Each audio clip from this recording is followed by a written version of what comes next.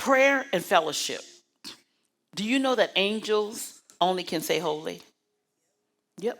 And get the assignment and go do it. We have the privilege to be able to speak to him. Oh my God. You must create a glory cloud of prayer where you constantly have an attitude of prayer. This is how you access God. Because what you're going to begin to do is begin to build an atmosphere. James 5:17. Elijah was a man of prayer. He looked up to the heavens, and when it was time to unlock the heavens, he prayed. He prayed to lock up the heavens, and he prayed to unlock the heavens. What do you need unlocked in your life? Baby, it's going to come through prayer. It's going to come through prayer. Do you know that even those of you that showed up here today, do you know those people that got prophetic words? Do you know I knew they were praying and crying out from their soul on the inside? Do you know when I was sitting right over there, I didn't even know who was behind me. And when I turned around, he said this one, this one, this one, and this one. If you pray. I know you said, well, prophetess, I always pray. I talk to God. No, you tell God what you want. You dictate to him. You send him on hospital visits. God, go do this. God, go do that. You don't, come on. God, take care of my son. God, I need a car. No, you're just like a Santa Claus. God, you're not talking to him.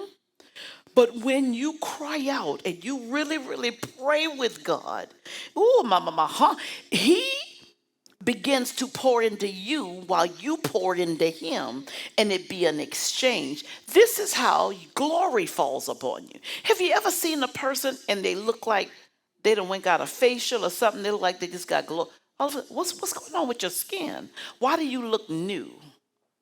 That's glory. Okay. Prayer will transform you. When you pray, God gets in you and he starts dealing with all the yuck inside of you. Yeah, you know you can't forgive that sister. Come on.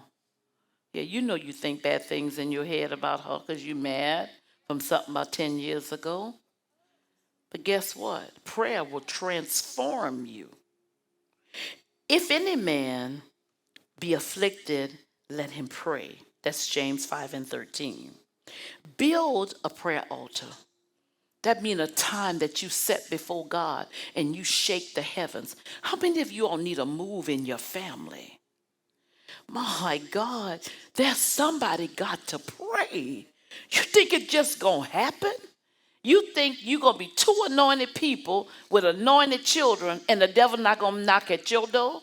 But guess what? You could have a prayer life in there. You could put a banner of prayer around that house, baby, and that demon will not be able to touch that family.